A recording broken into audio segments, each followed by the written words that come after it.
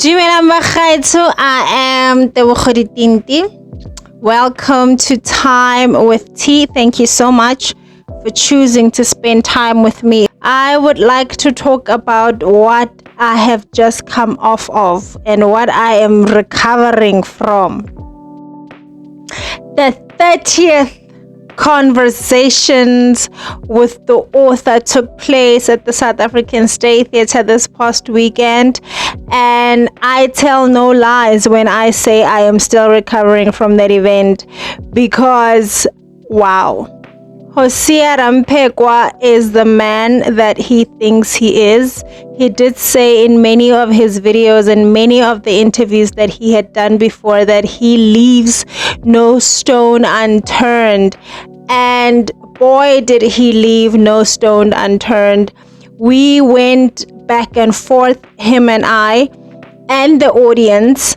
I absolutely appreciate it when I have a conversation with an author who is willing to go to the end of the conversation with me, to go to the end of the discussion with me, who does not shy away from the things that he has put out in the body of work. They are willing to discuss it and dissect it further. And I appreciated it so much because at some point I was feeling like, oh, maybe this conversation is going a little bit left, but he was okay with it and he was giving and taking as good as it gets. It was like a tied tennis match. We were talking about the facts of life. We were talking about how we all are gifted, hunted, and haunted. We were talking about how we must wait to be seated. We spoke about his opinion and what he calls his truth, and what we know as the reality of the matter, as we know as the society's truth, as we know as personal and individuals' testimonies and truths. So we were in a conversation that had more audience participation than I had ever seen. There was a point where we went on a break and the audience kept on talking, and another lady was like, I don't even need the mic, I'm here to say my piece.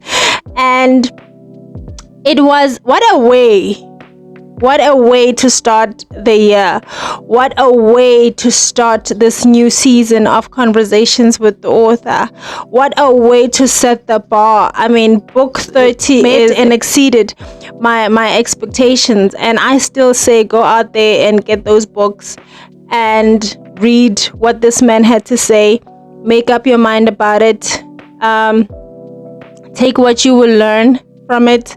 Leave what you're not gonna use somewhere down the line in life. But I would say, and especially, you know, this gifted, hunted, and haunted is one that really speaks to the core of who you are. And then there's wait to be seated that really challenges the status quo. But let me not get into it, because this is the reason why I felt like I felt a headache come on, because especially the way that he writes about women. And I remember I brought this on, I asked him about it. I said, you know what, some things that you write about women, as a woman, I felt a little bit offended. And he stated his case. He explained and broke down why he wrote about us the way that he wrote about us. And that is his opinion, and that is his perspective, and we cannot fault him for that, because that is his reality. And I appreciated the fact that he went there with me. This is so hard for me to explain, because you simply just had to be there. But when we say don't miss out, we really mean don't miss out. Because you miss out on moments that now I can't explain, But just to highlight a little bit about Wait to be Seated, he does say that this is not another relationship book or a book about relationships, so to put it. It really is about a book about one's relationship with self and one's relationship with the fair agenda, and what your opinion is and your personal experiences. And we really cannot paint everybody with the same brush, or have a blanket approach when dealing with the opposite sex, because wait to be seated. And if you look at the cover, really, it says, if you look at the cover here, it says, wait to be seated. Honale Mr. and a fading S. So it's an MRS, like Mrs. Wait. And then my thing, all men are born misters. Nothing changes. For us women, we are born a miss, and then you have to wait to be made a missus, and you have to wait to be picked, so to put it. And it's for that reason and that reason alone that us women tend to go for anybody or any man that approaches us, because we are waiting to be picked. We don't get to fully decide. We don't go on a hunt. We don't have the privilege. So to explain it, we don't have the privilege that men have to go after what we want. We just have to wait. We can go for other things that we want. We can pursue careers. We can pursue any other aspect of our lives, except when it comes to relationships. So we have to wait and have several seats until somebody decides, hey, you are wife material, and I wanna wife you. Until then, we can't just take that upon ourselves, and which we should or shouldn't. I don't know. And then he does say, Hosea, in his book, that there's nothing wrong with women making the first move. There is really absolutely nothing wrong. But then you'll make your first move, and then another man will think that you are taking away the power from them to be the hunter that they are meant and designed to be. And another thing another common thing that came out in a lot of those conversations is that men should know their place, and so must women. Women must also know their place. They must not think that just because they have this X amount of money in their bank accounts and they drive this certain car and live in a certain area, then they think that they are equal to men. They aren't. And I know there are women who feel that way, that they are equal based on material stuff, but there are also plenty other women who don't think like that, just because of material things. We understand that material does not equal equality, especially in the household. So those were the kinds of conversations that were really, really robust, and that were really interesting, and a lot of people were triggered. Men and women were triggered.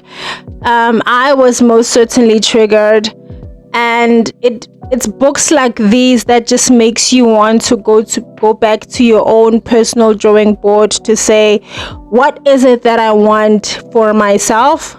What is it that I want for my life? What kind of partner do I want? What kind of partner do I want to be?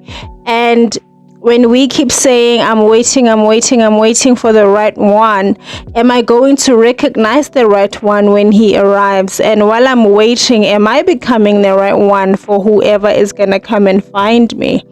Are we becoming right? Because there's also this thing of men somehow believing or thinking that the empowerment of women is a disempowerment of men, which isn't. And as much as women are being empowered and we are learning to use our voices, men are not learning to keep on using their voices, even though we are getting louder and louder by day.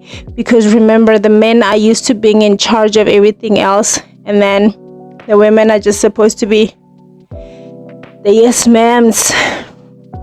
Yes sir, yebo baba. And now that we are talking and we are questioning stuff and we are challenging the status quo, and now men don't know what to do. Men are men are left feeling left out, which is not what we want. And I really want to encourage men out there to just keep on talking, to keep on leading. There are women who want to listen and who want to hear them speak. And to other women, it does not matter how much you have or what kind of material you have acquired. You are not gonna hug your Mercedes at night. So please go out there and go get the books and go read and go have fun with that conversation.